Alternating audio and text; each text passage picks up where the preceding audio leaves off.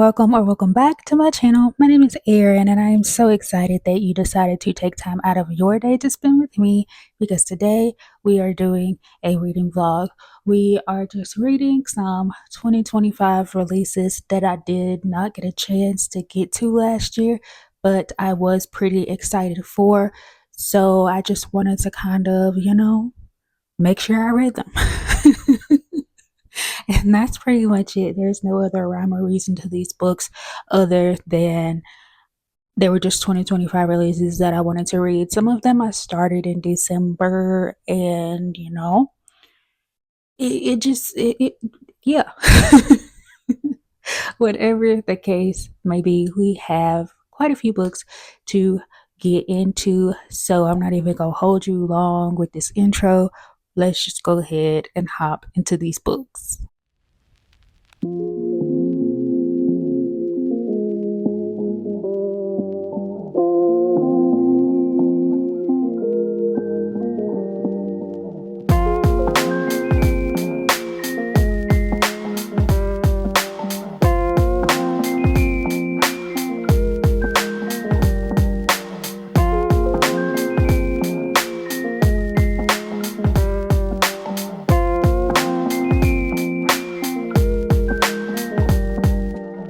Hey y'all, we have finished, finally, Bury Our Bones in the Midnight Soil. And I say finally because you don't know this, but I know that this book took me a full month and maybe some change to finish. And let's talk about why. So, this book is described by the author as toxic lesbian vampires.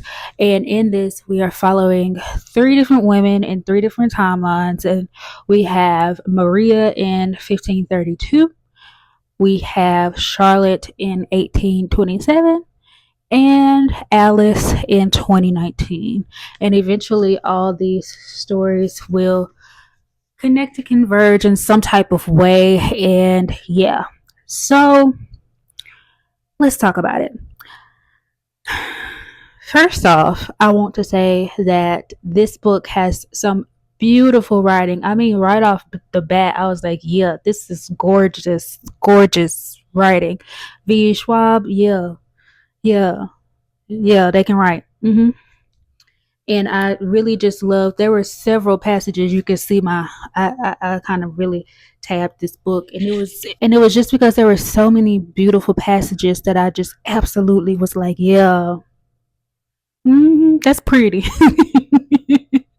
So definitely loved that. I am happy that I waited a little while until I saw some other people read this because that let me know that this was more literary than anything. I assumed that it was going to be more on the fantasy side of it, but in actuality, it's not.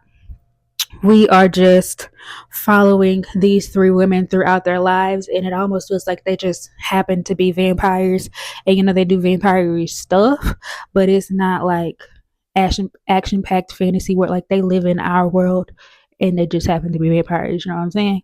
So yeah, not that that would have made me not want to read this book, because I don't mind books that lean more literary or literary books in general, but it was just nice for me to be able to adjust my expectations beforehand, so I knew what I was getting when I was going in. You know what I'm saying? I wasn't going to be thinking it was something that it wasn't, and then that kind of mess with my mind. Now, this is very meandering. Very much so meandering, and it is easy, and it was easy for me to put it down and forget about it. And that is why it took me a month to read it. Now, while I was reading it, I was in it, I was interested, I was involved, but when I set it down, I wasn't. I wasn't thinking about it, and wouldn't pick it up for days. And I was like, oh yeah, I need to finish this book. And then here I am a month later, like, no, sis, you got to lock in and finish this book. You have been reading it entirely too long. And what's funny is I have watched some videos of some other people read this book, and it took them a long time to read it too. And yeah, it's a little long. She's a little long. She's like 530-ish pages, and it's a lot of words on one page. But like, why is it taking all of us so long to read this book? That's funny to me. So I was about halfway through, okay, and I was still waiting on the toxic lesbian part. You know, I was waiting for it to show up because there was very little of either at the halfway point. Like it was a little bit, a little sprinkling of both of them. But I'm like, if you are going to use 3 words to describe your book as an author, I expect for them to be in it heavy handed. So when you describe it as toxic lesbian vampires, I expect toxic from beginning to end. I expect lesbian shit from beginning to end, vampy shit from beginning to end. You know what I'm saying? And then also at the same time, toxic lesbian vampy shit from beginning to end. And I just don't think we were given that. And I kind of wish V. Schwab pushed the envelope a little bit more. Like towards the end, maybe like the very end, we got a little bit of that from one of our characters, but like I said, throughout it was more, you know, almost kind of sad, especially at the beginning, you know? And that's not what we needed. We needed them to be doing some badass shit, you know? But anyway, I felt like this book was about Maria. And we didn't even get one of the main characters until like roughly halfway. So I was like, what are the two at? And we were getting dabs of Alice here and there, but this book was mainly about Maria, and I was confused until we got to the end and saw how everything came together. And I was like, okay, that makes sense why we had to learn so much about her to get to where we were. But here's the thing, this ending took a turn. And like I said, I feel like we got the toxic lesbian vampire shit at the end. But it didn't feel like the first part of the book. Like they felt like two separate situations, and we should have either gone with the whole vibe of the first part or the whole vibe of the last part. But putting them together didn't necessarily work out for me. So yeah, I was glad though to see what happened because yeah, uh-huh, yeah, they deserved what happened to them for, you know what I'm saying? So anyway, I rated this a 4 star. I think it was great. I like the writing. Like I said, I just wanted more toxicity. Like I'm messy when it comes to books. I love mess because I don't have it in my real life. So I have to get it from books. And so I just wanted more of that. But for my first few Schwab book, I am very much impressed.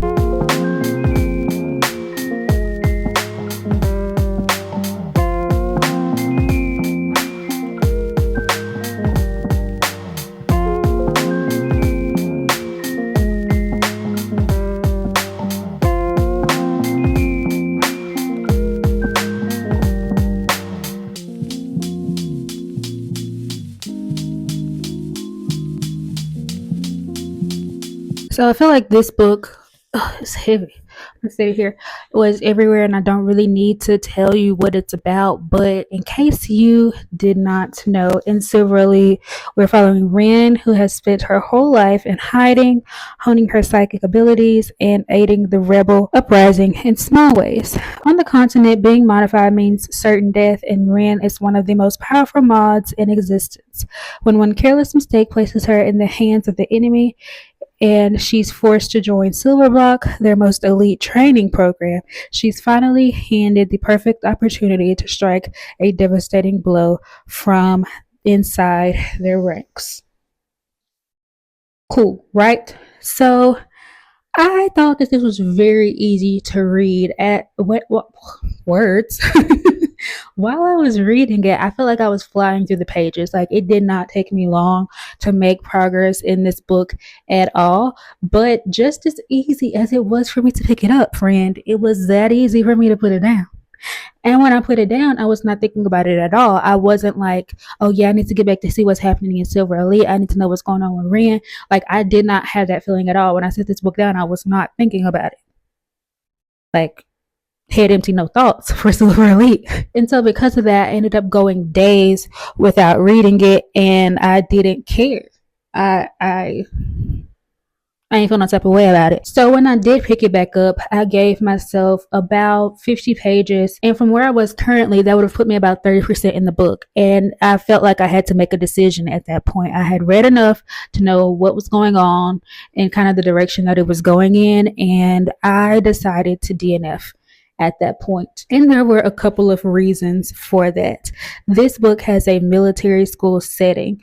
And while I knew that going in, I didn't know how I was going to feel about that, because sometimes things that I don't think will work for me actually turn out to work for me, and I decided to give it a shot. Like I said, it was everywhere. People were talking about it. It was controversial, and I love being in on the tea and trying to figure out how I feel about things. Okay. So I gave it a shot anyway, but I just did not like the military school vibe. That's not my thing. I knew that going in, and this just confirmed it. And I didn't like the characters enough to make that for that to allow me to be able to see past the setting of it. I actually found Ren very annoying, and she has what I like to call main character syndrome, where she thinks that the rules don't apply to her. She can change these big systems that have been in place for years, and she can just do whatever she want to do, and somebody will get her out of the situation. You know what I'm talking about? And so I didn't like that about her. She liked to act first instead of thinking, and that kind of was a big part of what happened to her. And that, I just, mm-mm. Ren wasn't a main character that I was actively rooting for from what I read so far. And so, because of all of those things, I will not be reading, well, I won't be completing Silver Elite, and that is how I feel. So yeah, this will be unhauled and it will be up on my Pango if you want it. It is basically new, and it's the book of the month version with the sprayed edges. So if that interests you, friend, you can go to my Pango that's listed in the description below. My shameless plug, and you can get this book because I just want it on my house at this point.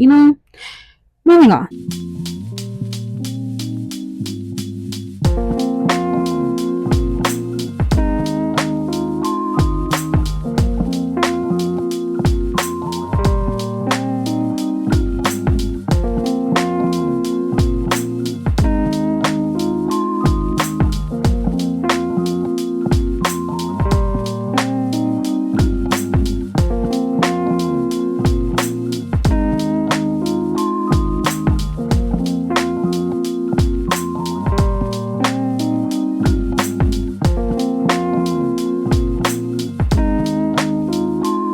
All right, y'all, let's talk about Sparks Fly by Zakiya and Jamal. So, in this, we follow Stella, who is a late bloomer who visits a sex club to jumpstart her love life and makes an instant connection that turns her world upside down when the person that she meets at the sex club turns out to be the CEO's brother of the company that she works with and the creator of the AI program that is now threatening her job. Despite the conflict of interest, Stella and Max can't resist their magnetic attraction toward each other and agree to keep their personal lives separate from what's happening at work. But the more similarities they discover at home, both are black, book smart, and bisexual, the more they butt heads at work. Stella and Max must decide whether to think with their heads and walk away from their budding relationship, or to follow their hearts and take a chance on love, no matter the cost. So I was a little apprehensive about going into this because I don't really read or am intrigued by books about virgins. It just feels a little weird and can be icky. And it has to be done in a way that's not weird and icky. But I feel like my first one should be entrusted to a black woman if I'm gonna try it. And so that's why I picked this up. Stella was a pretty decent main character and I liked her, but it's almost rude how often she would like zone out while in the middle of a conversation with someone, and they have to literally like snap her back into reality, and she doesn't know anything about what they just said. Because I'm like, dang, you can't even like focus on what they're saying because you're so like self-involved, like that's just a little rude. And she did it a lot. It wasn't just like, one or two times that this happened throughout the book. Like it happened a few times, and that's why I was like, girl, I don't really like that. But one of her friends, she has a friend group of three other women mainly. We have and one of them's name was Chelsea. Her and Chelsea live together and they're like the besties. But I had major beef with Chelsea because she thought it's she thinks it's okay to just say and do whatever she wants and not really care about other people's feelings when she says those things, knowing that they're going to be somewhat controversial. And then she has the nerve to not apologize for saying these things and just acts like nothing happens. We're adults now, and you can't be getting away with doing that because you hurting people's feelings, and instead of like apologizing or even trying to change your behavior, you just, oh well, la la la. Absolutely not. Could not stand Chelsea. But I really loved our love interest Max. I thought he was cute. I liked his personality, his little nerdiness. Like I just thought it was giving. I also really love the fact that both of them were bisexual in the way that they, kind of told each other. It was very cute and very funny, and I was just like really here for that. I don't know how I feel about the AI aspect of this book, and that was another thing that made me kind of skeptical when it came to picking it up because I am not a fan of AI. I don't support it. I don't think we should be using it, and it is very damaging to both the environment and the community of the people who live in the spaces that have these supercomputers. But that's a whole other. But I'm just letting you know. So I, you know, eh, in this book, they mentioned some of the issues with it, but not in detail. And there was a lot of Max trying to convince us and talk about the benefits of the AI. So that was kind of making me not only like the book less, but like Max less as a main character because, sir, no, we not we're not going up for AI. We're just not doing it. And also, as I was reading this, I had about 70 pages left. And this is like right at 300. So I had read over 200 pages of this book. And I felt like because of what hadn't happened yet, there were going to be pacing issues. It follows the romance formula. So if we haven't gotten to the problem slash the problem and or breakup by that point, like that's pacing issues to me because that means we're gonna have to resolve this and then have to get back together and all of this in like a little span of time. And like that means we're gonna get absolutely no time with them as a couple at the end. And I just don't like that. I don't like it.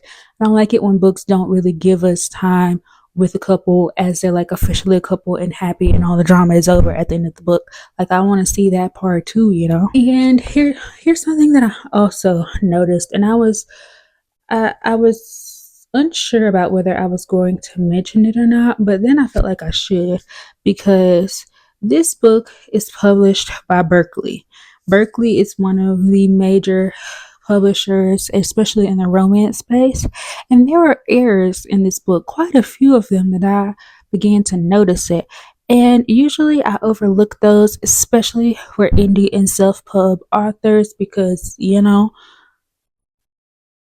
don't have as much access to editors and things as someone who is going through a traditional publishing house like Berkeley. So why does this book have so many errors? And I can't help but to be like, this is written by a black author and it has errors in it and it's coming from a large publishing house, and I'm like side-eyeing Berkeley. But I don't know. I don't know. I just had to say it. I'm not accusing or anything like that. I just thought it was an interesting point to make about this book. And I'm going to leave it at that. I rated this book a 3 star. I thought it was cute. I thought it was fun. I just feel like it wasn't anything that's going to stick out to me or I'm going to like remember or it's going to be front of mind. These characters won't be front of mind for me after a little while, but I do think it's fun. And if it sounds interesting to you, I definitely think you should pick it up. You'll have a good time.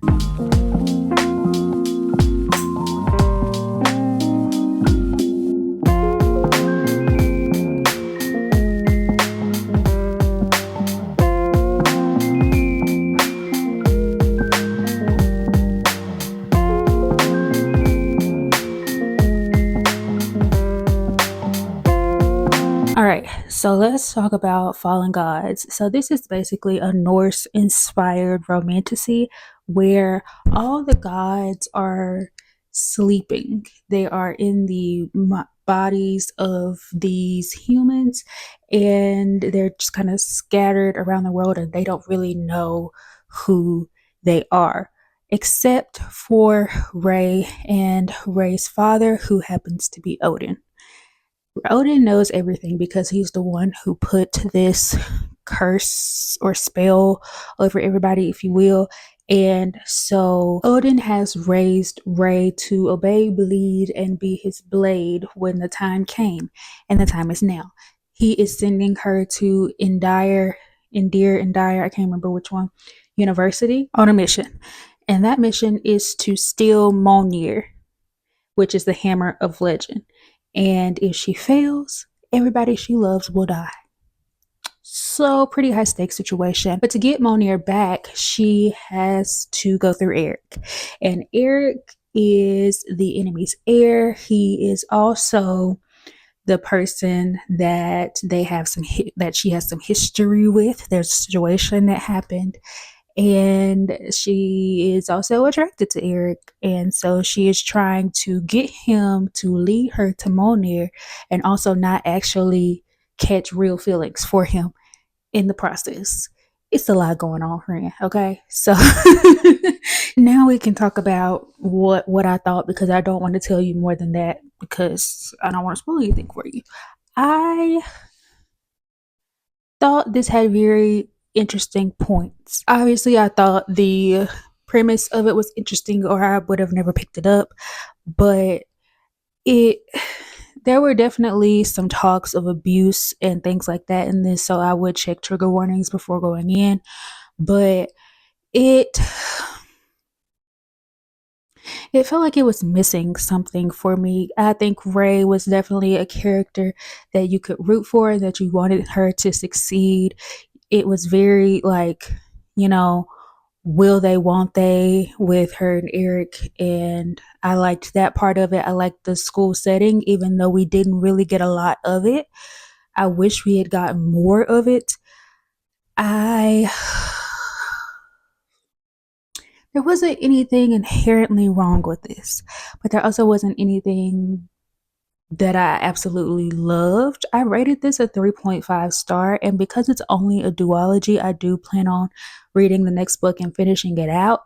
If it was a longer series, I don't think I would care to continue, but because it's only one more book, I'm gonna see what Rachel talking about and see how she rounds this out, because of course it ended on a cliffhanger in a very interesting situation and I just want to see what's gonna happen. But there were some good plot twists, some things that I was not expecting while I was reading this, so I was, shake it at some point, but then it just lagged in some places and I just found myself like, all right, I don't really care about what's going on right now, but I'm gonna keep pushing because I want to figure out what's gonna happen.